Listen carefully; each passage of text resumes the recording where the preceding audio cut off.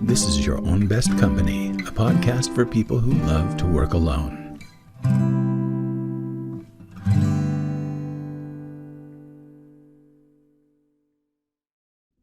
Hello, everybody, and welcome to Your Own Best Company. This is a podcast for people who love working alone. My name is Franklin Taggart, and I am one of you, and you are one of me.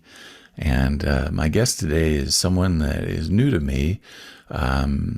We met through a brief exchange on LinkedIn, and this is Sheena McInnes. And Sheena is a copywriter who lives in the wilds of Saskatchewan. But at this time, right now, while we're talking, she's somewhere in the wilds of Mexico. But her dream of becoming a digital nomad has begun.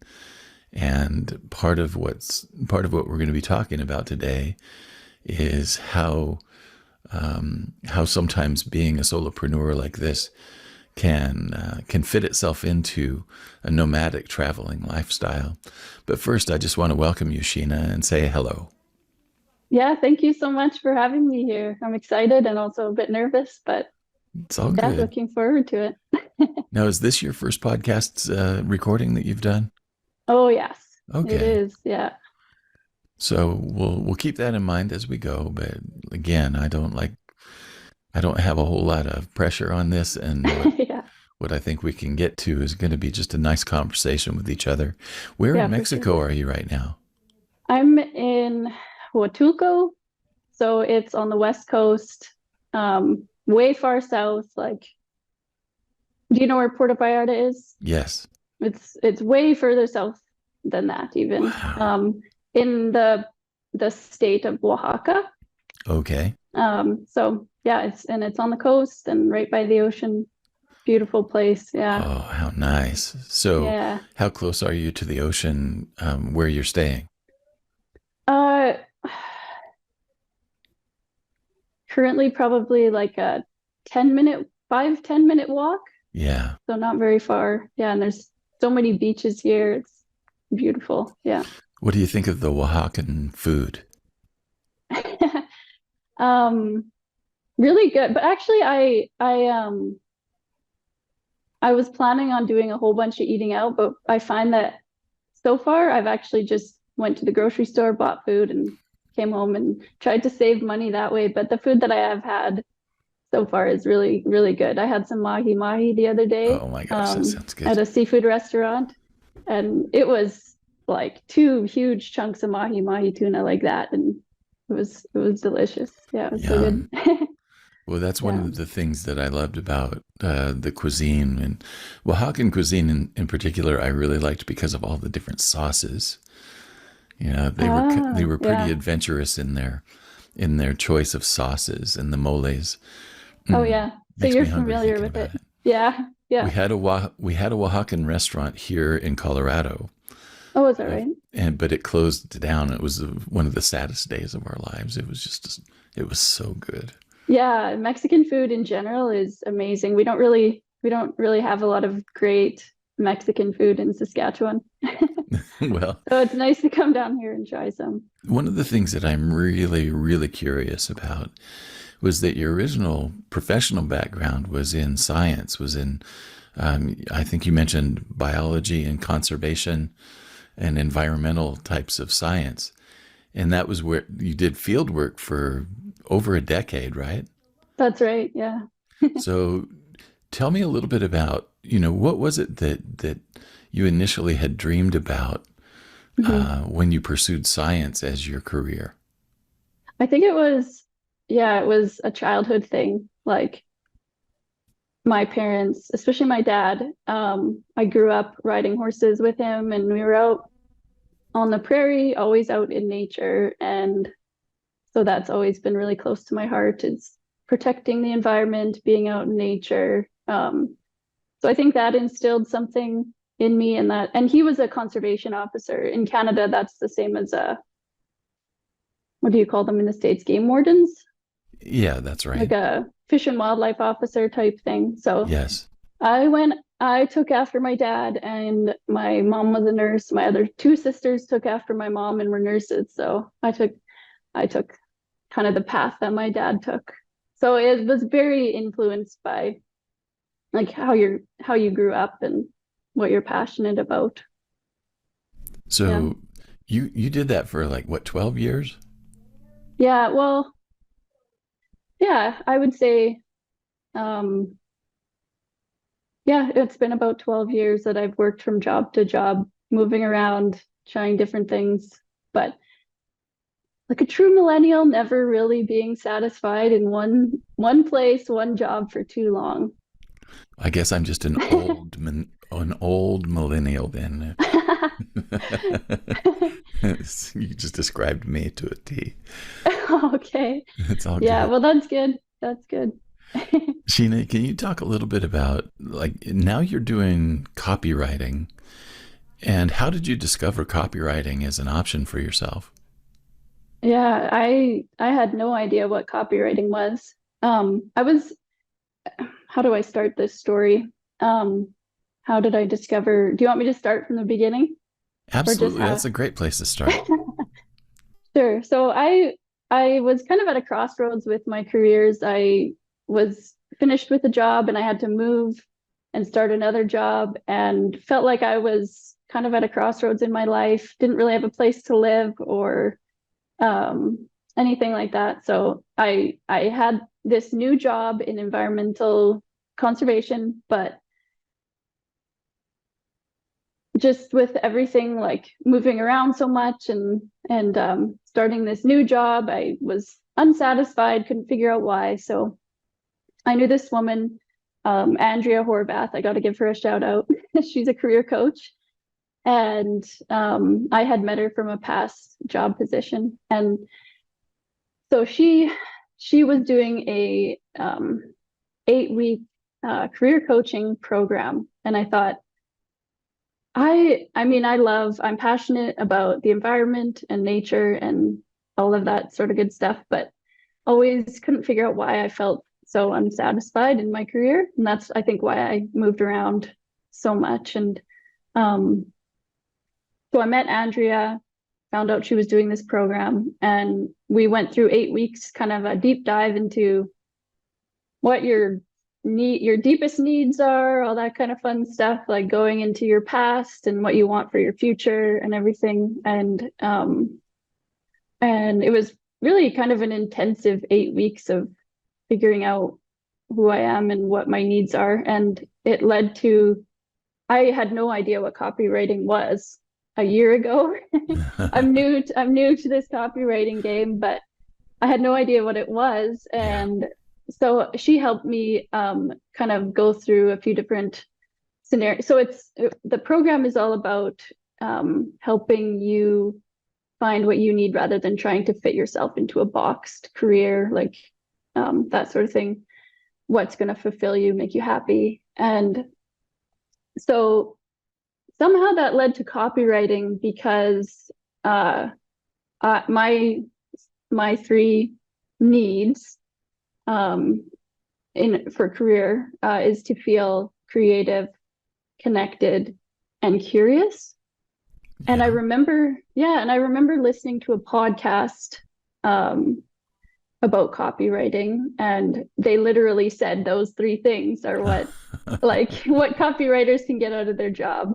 Yeah. And it just hit me like this sounds amazing. You just get to write and I know your podcast is for people who like working alone, and that is me. And I find it really hard I really do want to connect with people, but I find it hard connecting because I'm so introverted and things like that. So I get to connect with people through writing and Yeah. make those connections, which I find really fulfilling so far. So Yeah. that's how I found copywriting. There are a couple of things that you said there that I think are really golden, and one of them is that copywriting is a spectacular way for people who would consider themselves introverts to connect with the outside world and with with their communities. Can you talk a little bit about, have you always liked to write? That's actually a really good question because no, I haven't. And I feel like that's maybe wrong. Because every single writer has said that they've written from a young age and they love to write. I was a little bit different. I loved to read. I would read constantly. When I was a little kid, I would stay up all night reading books, and I would always I wouldn't write stories, but I would write out a lot of information, if that makes sense. I wouldn't write creative stories, but I love to write things that I learned about, especially about animals. I would write things. But yeah, I feel like a bit of a fraud saying no, I haven't. But I've thought about it a lot, and I'm not sure if it's like for a lot of writers, I think it just comes natural that they always wanted to write. But then I wonder, did I know that writing was an option? If I would have been exposed to it maybe a bit more, then maybe I would have been able to foster that writing habit. But Yeah. I came from a family that it was sports, Oh, yeah. sports. Yeah. And so I'm not sure. Yeah, I don't know. I decided to just kind of be like, well, the heck with what people say, like you have to be you had to have loved writing from a young age. And I'm just thinking, well, I'm just going to try it. Yeah. I'm just going to try it and see if I can break that stereotype of you had to write when you were younger. Well, I think, again, stereotypes are meant to be broken. So, and I'm a lot like you in that I loved to read. Reading has always been one of my top favorite activities. Yes. But writing was always kind of a slow process for me, and I didn't do it well. Okay. I've always liked communication, but it's Yes. easier Yeah. for me to sit down and have a discussion like this than it is to formulate my thoughts in some kind of order and then write them down. Hmm. And what I found is that in transcribing discussions, that I'm able actually then to turn that more into written word than the other way around. Right. So Yeah. I get it what you're talking about. It's like, yeah, and I'm going to tell you, you can let go of that idea of fraud or imposter, because it really, I've some of the best writers that I've met didn't start until they were in their 40s. Wow. And Okay. That's it reassuring. doesn't matter when you started. And it's like, you don't have any advantage starting when you're an adult as opposed to starting when you're a kid. I don't think that makes that much difference at all. So, Yeah, that's encouraging. And um, yeah, and I kind of have been telling myself that, well, if I didn't like to write, maybe copywriting is a good, not that I didn't like to write, I just didn't know that it was an option, I think. Um, yeah. I mean, of course, in school, like you have to write essays and stuff, but you're not writing about you know, your passions and and writing creative stories and stuff. But Yeah. I think with copywriting, I'm like, this is a safe place for me to learn how to write because I'm actually writing other people's I'm writing other people's messages. Whereas if I'm writing about myself, I feel very vulnerable. And if I'm speaking about myself or if I'm writing about myself, I feel very exposed, which is hard to kind of like a hard struggle to get past. Well, that's another area that I think is very interesting. Most of the people that I know who are professional copywriters actually didn't write their own website copy. Oh They yeah, had yeah. they had somebody else do it because they were too close to it to be able to, to accurately go where Yeah. they needed to go. So most of the folks that I know who are professional copywriters had someone else, another copywriter that they knew, do their website and some of their social media. That would Um, have been amazing. I would have loved to have someone write my copy for my website. I didn't go that route because trying to get it done, but yeah, I right. I mean it's still a struggle. I mean, I feel like becoming a freelancer, you're just forced to look at who you are and that translate exactly onto your website. What do you want to say and how do you want to come across as? And for me, it's been kind of a good look in the mirror writing my own web copy, but Yeah. it's not something that was extremely enjoyable to do. It would have been just easier and better to get somebody else to do it, I think. Well, one of the things that it sounds like, in looking at your website, one of the things that you really love about copywriting is finding the person's voice that you're writing for. And one of the things I think that is challenging as a copywriter for yourself is that you're used to writing in other people's voices and not your own. And I Yes, think that yeah. that's also a real common thing. I'm really curious as to, do you remember the copywriter that you heard in the podcast by any chance? Uh, The which one that podcast in or the one that you were talking about that you said that they used those three words and you said, "Oh, maybe copywriting is oh something I yeah. need to check out." Yeah, that was that you want the name of the Yeah, podcast? or just Yeah, the person that you were listening to. yeah, Nikki and Kate from the Oh, Comprehensive Copywriting Academy. And that's actually the academy that I signed up with to learn all my copywriting skills. oh, very cool. Yeah, Well, it's interesting that you made that connection through a podcast, right? yeah, totally. Podcasts are amazing for that kind of stuff. Yeah. Well, I'm really curious when you finally did decide, did you immediately sign up for their training or did you do some other research as well to find out what other options were out there? No, it was really fast.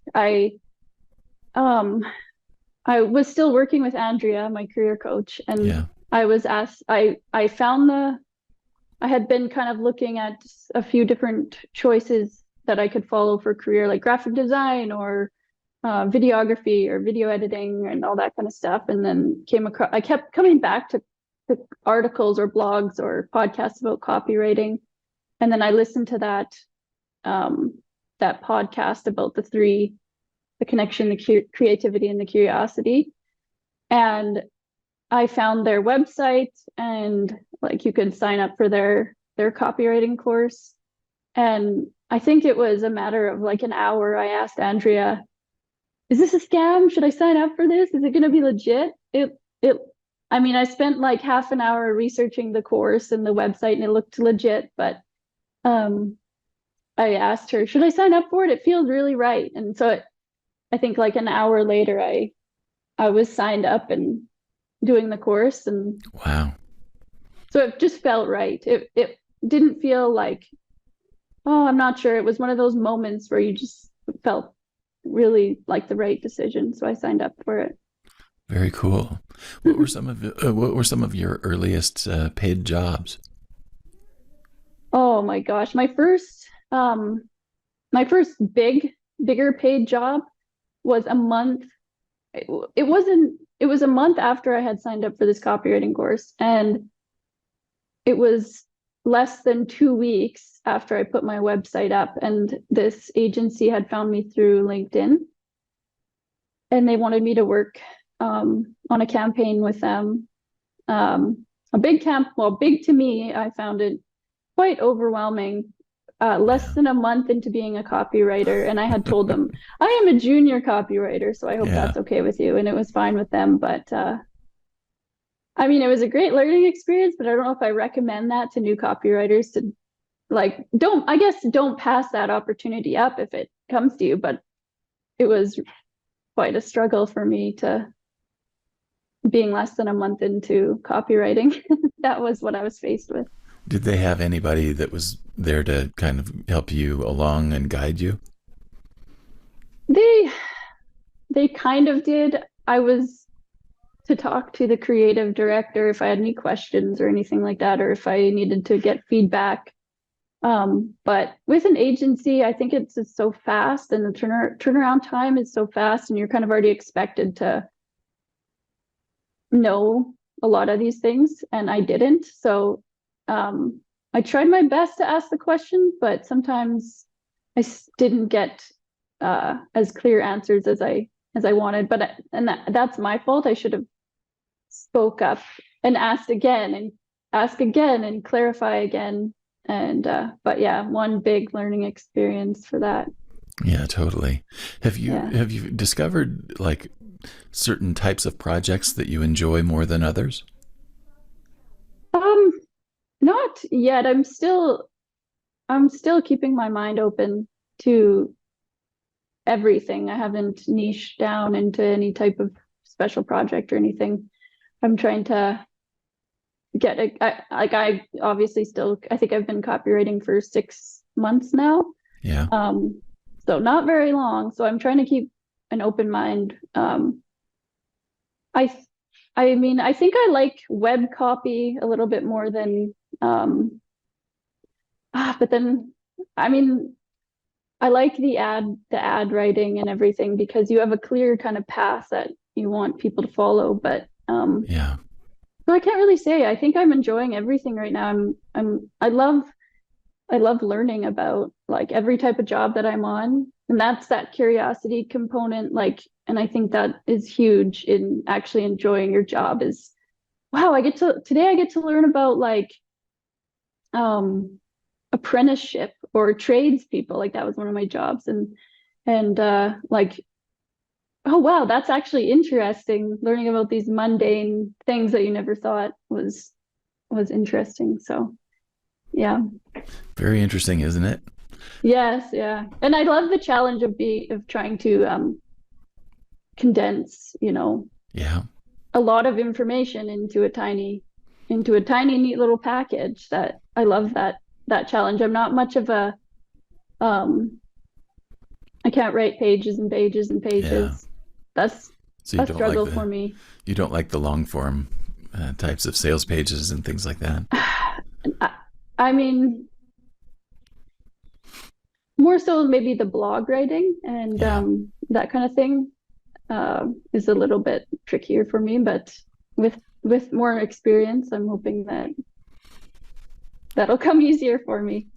Yeah. As you practice, it should. The other question that I have, like, and the observation that I would make about like the ad copy, one of the things that I love about like ad copy and short form marketing copy is that there are constraints. It's the same for me as like my original, path was in songwriting.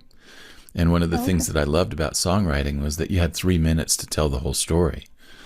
Yeah. And I find that copywriting has a lot of the same kind of constraints, and that to me makes it even more interesting. I 100% agree. I think that what's that? I don't know if there's a quote or something, but like if an artist or a creative person doesn't have any kind of walls to create in, you need that like foundation to be creative within that box or whatever you call it. Yeah. And that actually makes it easier to be creative because you know what your constraints are, I guess. One of the things that I love to do is to play games. Like one of the games that I'll do is I'll say, okay, I need to write a story that is, I need to write this whole marketing message in 8 words or less. Yes. Right? Or another game that I like to use is I want to write all of my copy without using the word the. Ooh, yeah. Or I want to write all of my copy as a sensory experience rather than as an abstract experience. Mm-hmm. And it's like those kinds of exercises to me have made it much more interesting and fun. Yeah, it is. It's such a challenge. Like you can spend your day working and hardly get anything, but your brain is done at the end of the day and you've written 10 words. You're like, Oh what? yeah.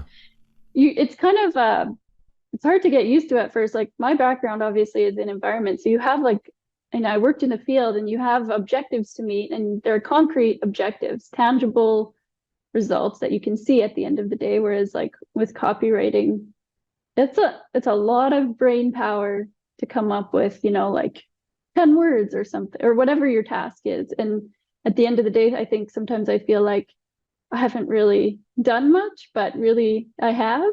It's kind of a tricky mind. Yeah. It's not just the 10 words, it's everything that surrounds those 10 words.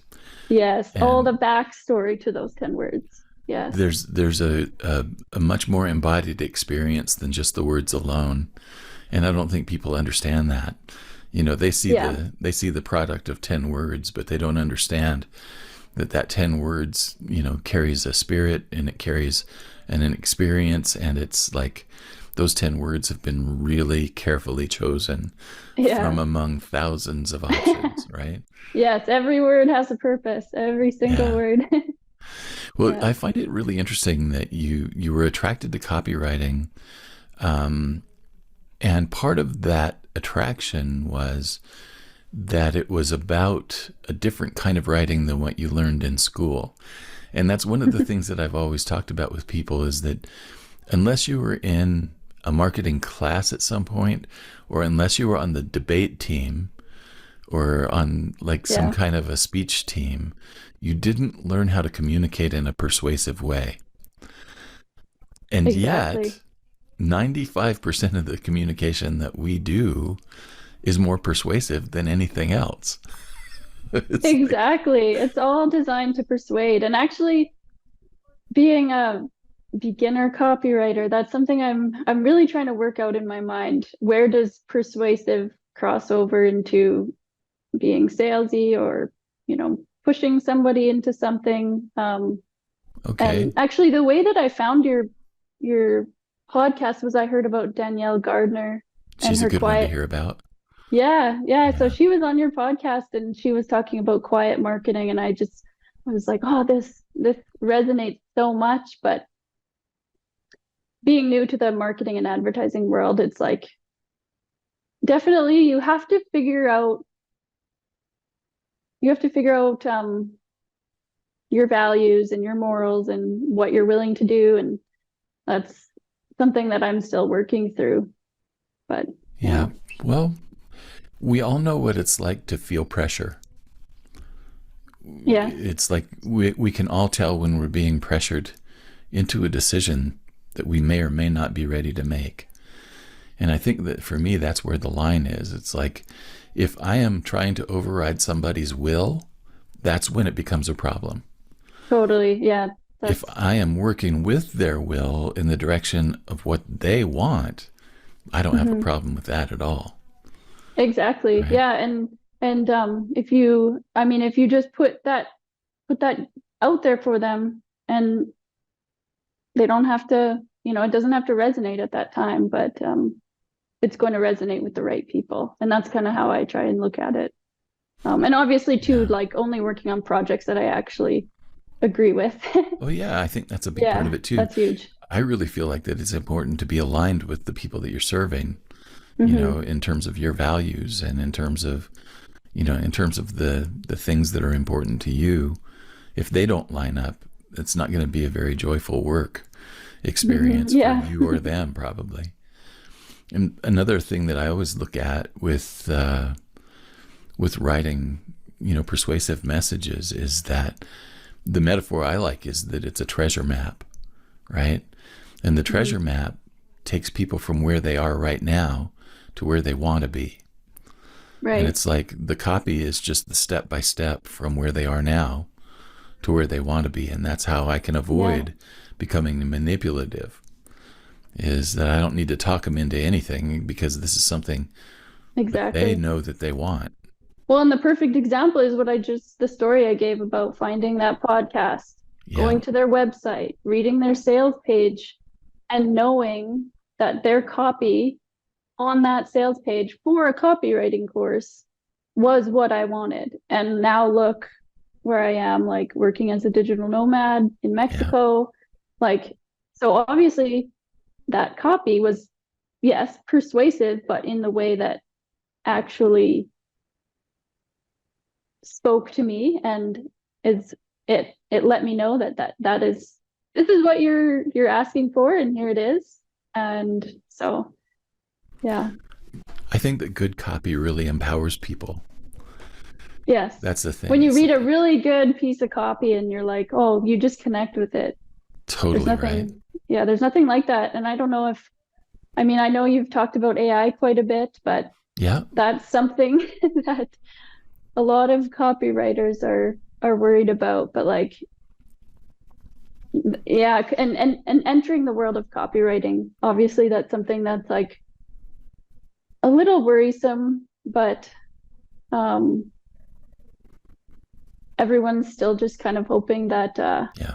humans are humans will still crave that human connection, and there will be that group of people that isn't going to want to be spoken to by AI. They're going to want to know that a human being wrote that copy behind.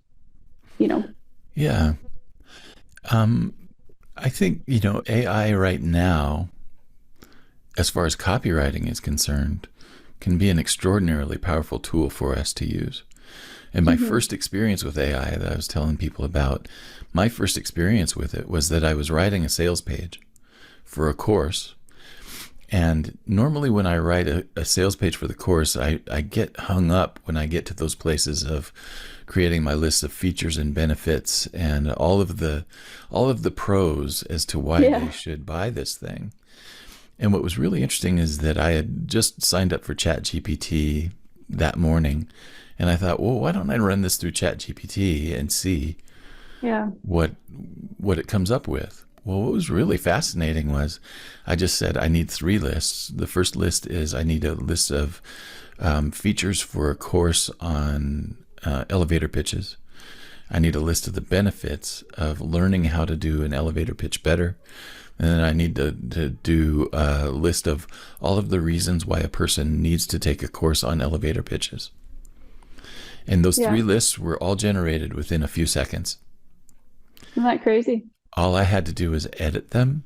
I had to do some tweaks, but Hmm. they were probably 80% usable the way they came out. Wow. And all Yeah. I had to do was go in and kind of make it my own. And then I plugged them in. Now, that process for me normally would take 2 or 3 hours to generate those kinds of lists and to get them to where I want them to be. And in Hmm. this case, they were all done within a matter of about 20 minutes. Wow. So just the time savings there, what I was telling a friend of mine is I said, there goes my hourly rate. Yeah.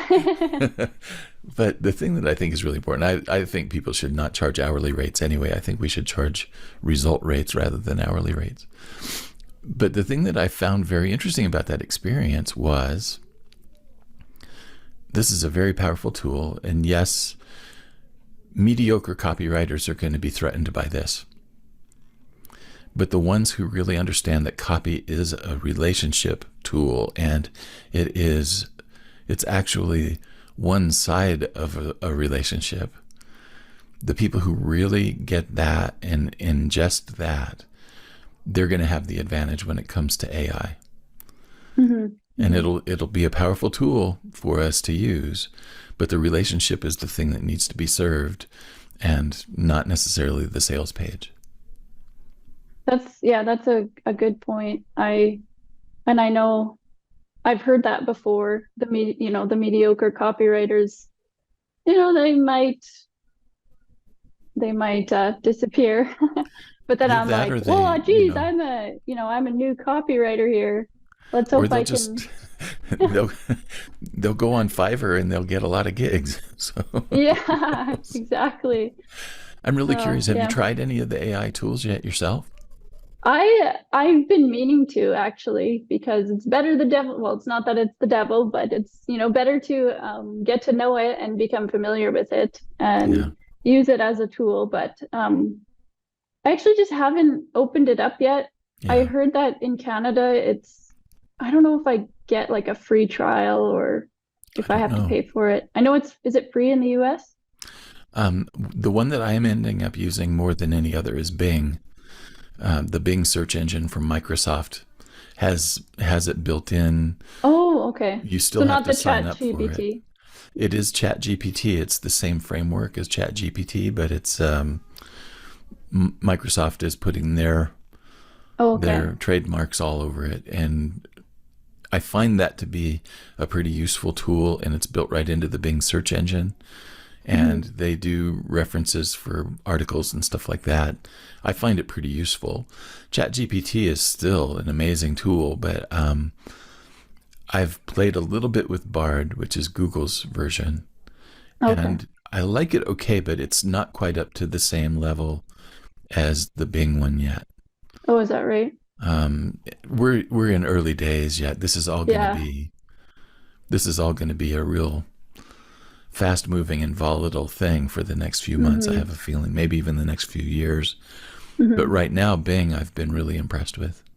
Okay. Yeah, I'll have to check it out. And what are your thoughts on creativity? Because I'm kind of worried that if I try these AI tools, I'm going to, like right now, I'm really trying to foster creativity, being a Yeah. new copywriter. And yeah, I'm worried that I'll use it as a crutch, which I don't know if that's the case, but In my experience, I mean, I wrote a book, and all the book was ChatGPT's answers to oh my wow. questions, Nice. right?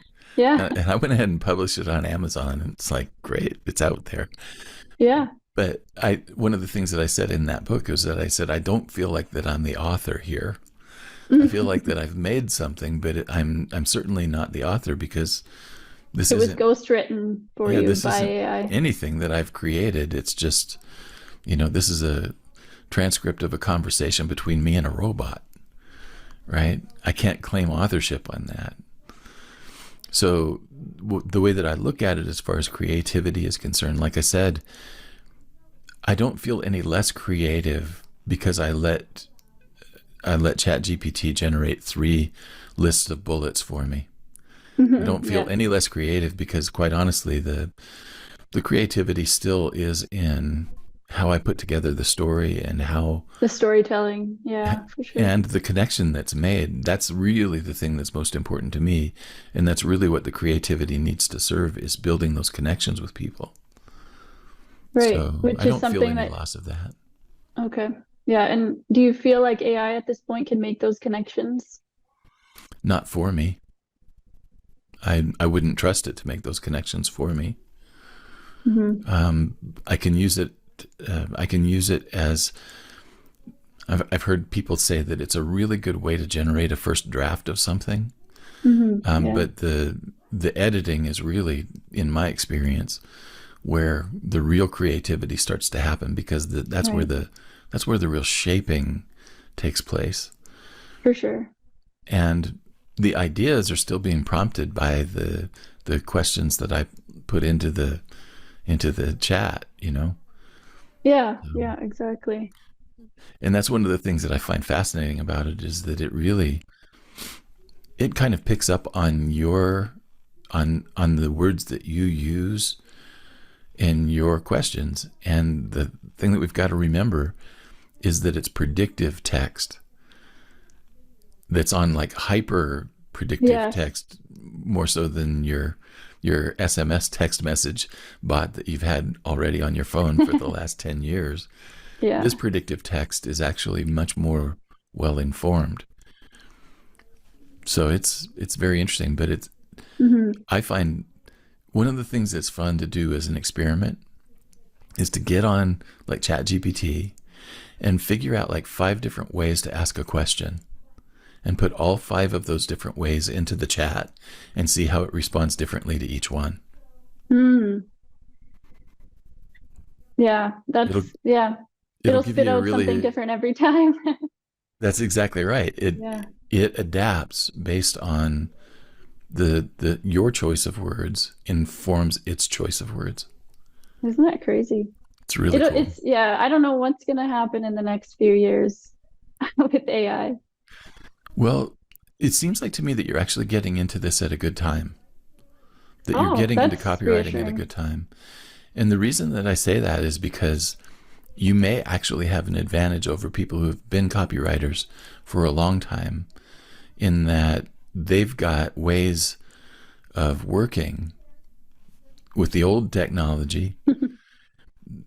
They're tried and true, and you can still Yeah. learn from them. But one of the things that you've got is that you don't have a whole history of things to overcome as you start to, That's insert an yourself interesting into the world. perspective. Yeah, that's a very interesting perspective, and maybe it will work out to my advantage.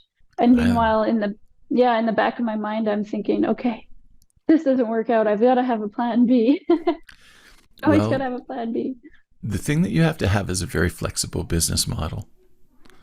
And you'll develop that anyway as a freelancer. You have to. I mean, that's kind of Yes. a part of the freelancer's code, is that the business model that you used last year isn't this year's model, And that right? is something that is so, I mean, for someone like me that doesn't have does it like I guess I should say an entrepreneurial mindset. Like Yeah. there's, the people that do have flexibility in what they're selling, what they're doing, and they can kind of just but I would say I don't really have an entrepreneurial mindset. So it's something that I'm really trying to um, improve so that I can keep afloat with all of these It'll things. it'll come. It'll Yeah. come. Now the question that I have, Sheena, is like, where are you currently looking for customers now? The way that I am doing it right now is like more so my local area and a little bit more with agencies. I'm finding that like agencies can be a bit more responsive. And I mean, in the copywriting academy that I've been a part of, they encourage email outreach, like cold pitching, Yeah. which is something that I also struggle with, showing up in somebody's inbox. But so I've been trying a bit of that, and Has it been also like working? um, I mean, I get responses, yeah, but I think it's a numbers game, and doing it in a way that's in alignment with what like I I'm not showing up in their inbox saying, I'm not following the formula that a lot of copywriters say you have to use when you're pitching. It's more Yeah. so like a very what's the word I'm looking for? It's a very like soft approach It's to good. showing up in their inbox, Yeah.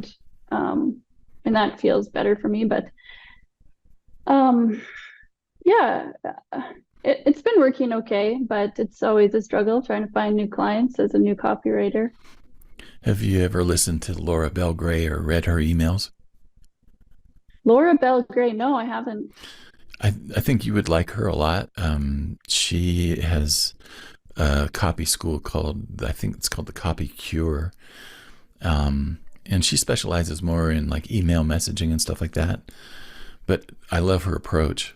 It's just it's totally personalized, and it's like Hmm. she doesn't hold back on infusing personality into her messages. Yes, Talking yeah. Shrimp is the name of her organization, talkingshrimp.com. Okay. Um, and then another one that there are two people that I've become familiar with in the last couple of years. They're also Canadian folks, but they've been kind of tied into the whole idea of online quizzes. And it's Shanti Zachariason and Don Petrin, and they are both like quiz copywriters, conversion copywriters that they specialize in quizzes.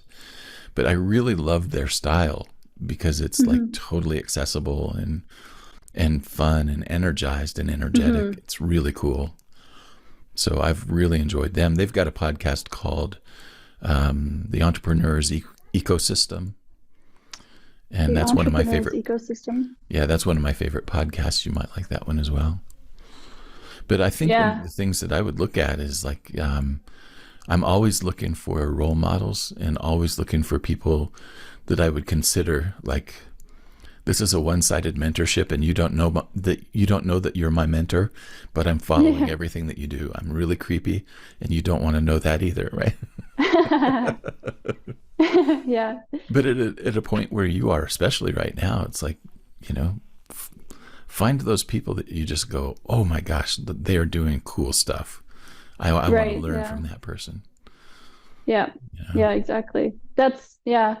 And that's exactly where I'm at right now. I mean, I don't have any advice for people that are like, I guess, yeah, my journey is still like being very much figured out. Like I don't have any sage advice for people that, want to know how it works out. The story is still unfolding. So Well, yeah. one of the things that I think is really important, like, I'm excited for you because Thank you. I think this will be a lot of fun. I think it'll be a rewarding career path for you.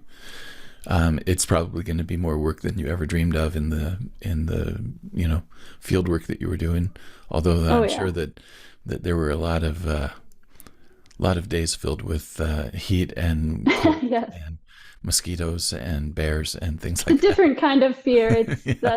that's a very like Yeah, it's not a lingering fear, right? When you're out in the cold, it's like, okay, I'm cold right now, but I know I'll get inside to a warmer place. Right now, it's a fear, you know, 2 days, a month, a year down the road that you fixate on, and Yeah. just the constant fear. Yeah, it's fun. Well, Sheena, tell me a little bit about like as you start to envision what's next for you. Your trip to Mexico is this your first leg of your digital nomad life? Yeah, it is actually, and it's not working out the way that I thought it was going to work out. In what ways? Um, Well, I haven't been on vacation in quite a few years. So Okay. my plan was to come to Mexico and I was going to work on my laptop every single day for at least, a few hours a day and get all that stuff done. Um, but I've found that I think yeah, so this was my test run of digital nomad lifestyle. So I've come to Mexico now for a week and I have another week left, and there's a lot of learning involved, like because it takes you a few days when you even get to a location to kind of get your bearings. Yeah. And then, of course, you want to enjoy everything at the place that you've came to visit. And so definitely the discipline factor is um, something I've got to work on, but I'm not uh, I'm not too worried about it. Like I don't have anything super, I don't have a deadline for anything tomorrow. So Yeah. I've got a bit of leeway right now. So I'm just trying to enjoy myself while also, you know, finding that discipline. What would, what would be the most fun project you could get right now as a copywriter? Ooh, yeah, like working for somebody that is new to, they're also a solopreneur and they're excited about their business and they're just kind of getting started, but they need that help with that messaging and they're very passionate. Like they still have that excitement to what they're doing. And I think, yeah, like getting, like for example, somebody that is very passionate about their business, but the thought of writing just makes them want to throw up. So Yeah. to be that person for somebody, I mean, that is fun, right? Like when you actually make somebody happy and you're actually you're of service to somebody.